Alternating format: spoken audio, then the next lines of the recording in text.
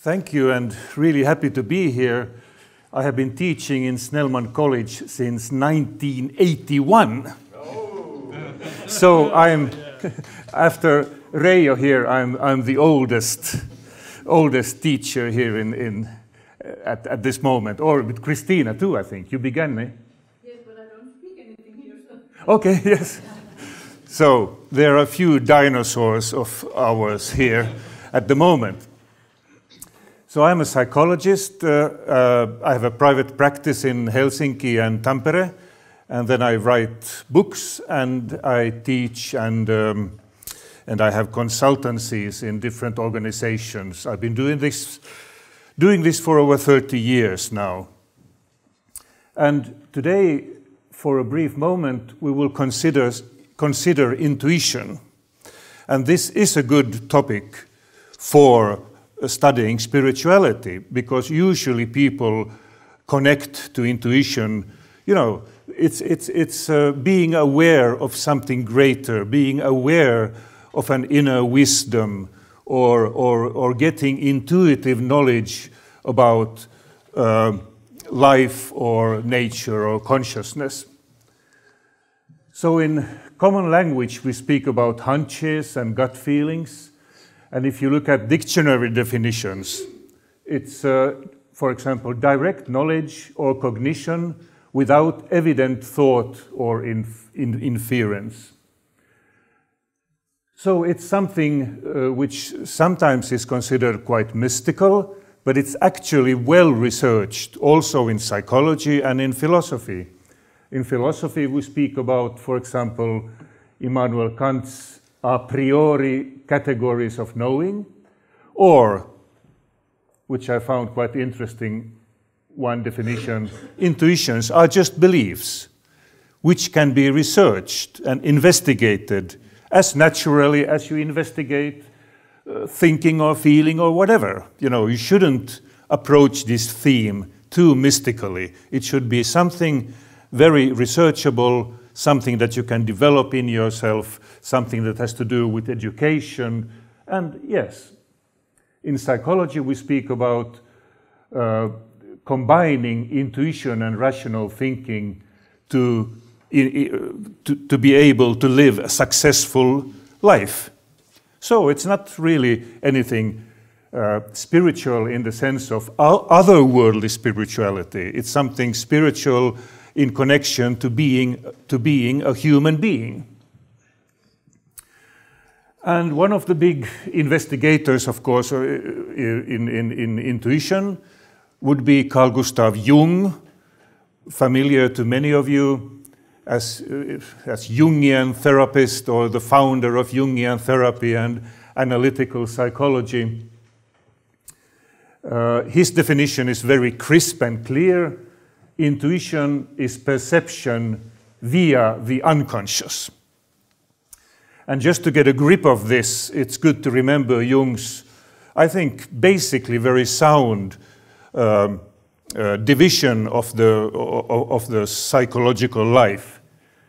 So Jung was always speaking about perception, thinking, feeling, and intuition. Perception then would be smelling, touching, seeing, hearing, you know, normal psychological activity. Thinking would be creating concepts out of what is perceived. And feeling, according to Jung, is more or less making a personal connection to what is experienced. So a feeling is always a sense of a personal connection.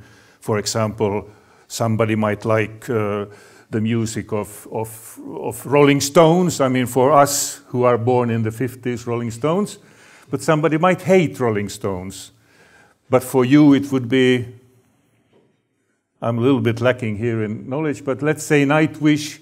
Some of you love Nightwish, some of you hate the high-pitched singing. So that would be a feeling, a subjective relationship to what is perceived.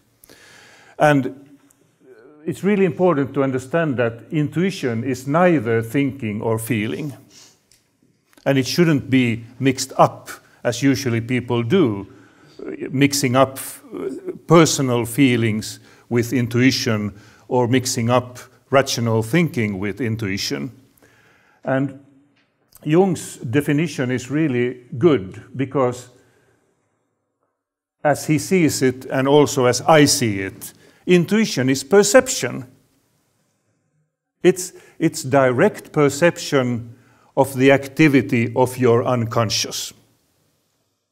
Very clear. It's not thinking about your unconscious. It's not feeling about your unconscious. It's a direct perception. And in the Jungian system, as you might remember from, for example, the Myers-Briggs personality inventory, that it's the most used psychological test in the world, there you analyze people according, are they more perception-based, thinking-based, feeling-based, or intuition-based? So it's good. But, but what is the unconscious? What is the unconscious? That's, of course, then the big question. And what people usually relate to the unconscious is this kind of a picture. That here is our conscious processing, and then we have a huge unconscious layers of the psyche. Now we are speaking about the psyche. This is a picture of a nature phenomena, but we are speaking about the psyche. This is a symbol. And this is, of course, from Sigmund Freud. You all remember our good friend Sigmund Freud. Just came from Vienna, where I visited his museum.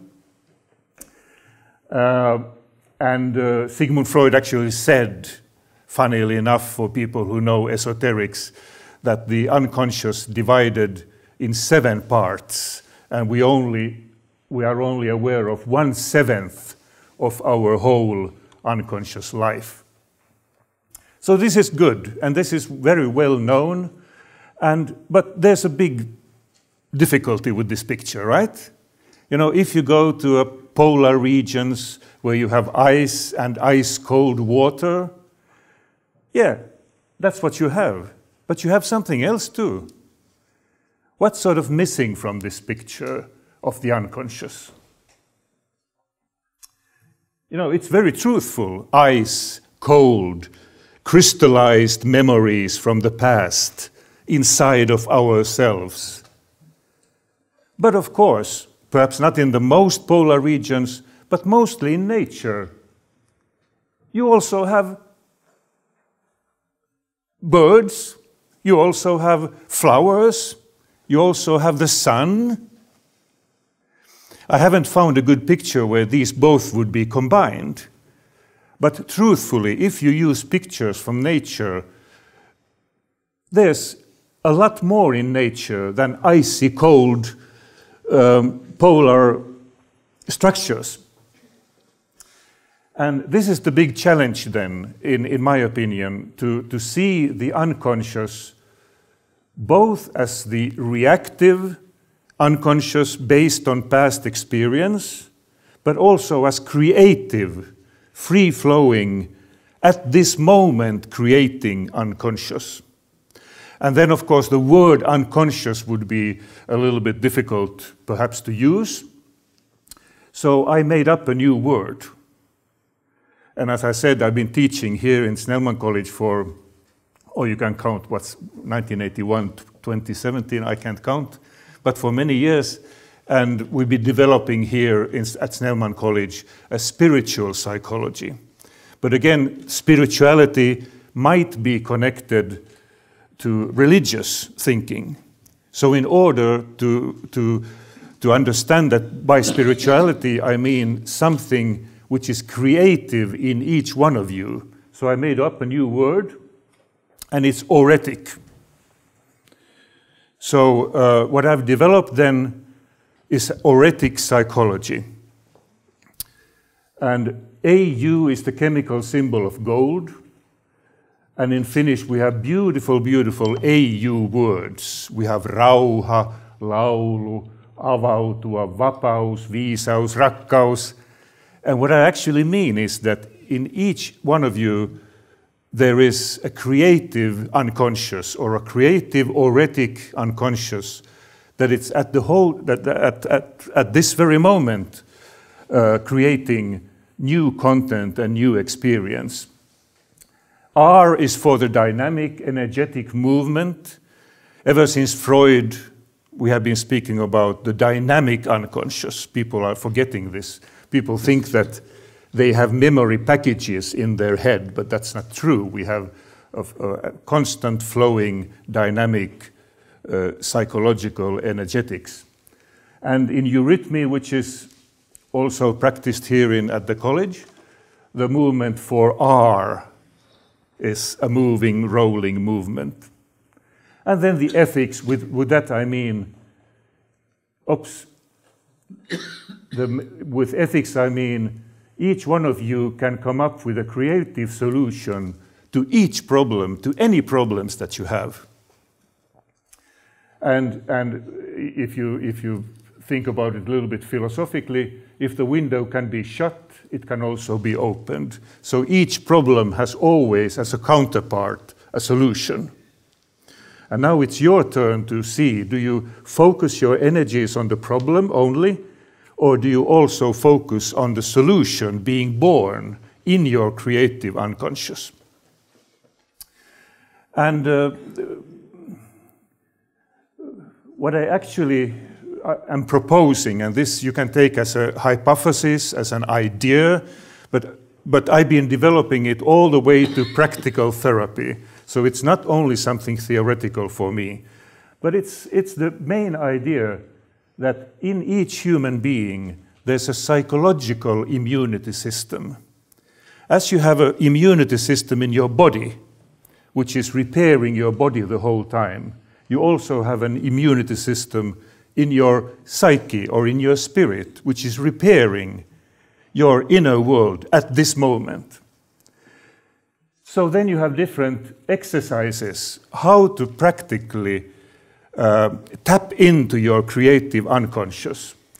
And a very famous one is this, to sleep on it. And if somebody wants to read more, a systematic representation of, how to practice problem solving, I have a 2-page practice here from one of my books.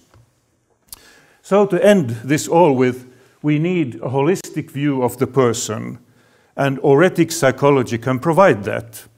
And intuition then would be a new definition, a little bit more clearer than Jung's. Intuition is the inner observation of what your creative unconscious, your personal unconscious, has produced as a result of your intentional desire. So this makes it much more precise. It's based on intentional psychology, which has been a little bit mentioned here by Goethe and others. And it's intuition is simply your inner perception of what your inner wisdom has prepared for you. And do we have time for the open questions? A lot of open questions just to run through. Will this creative unconscious be accepted as a unique ontological feature? Big question. Can a truly humanistic and spiritual psychology survive in the current climate of psychology? Big question. How do we continue educating people about intuition as a skill, not as something mystical? And how do we fit psychological concepts into the framework of anthroposophical and other esoteric worldviews?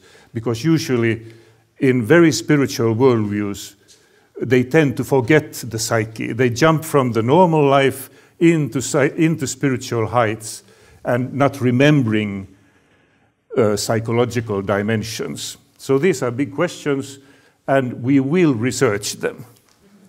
Thank you.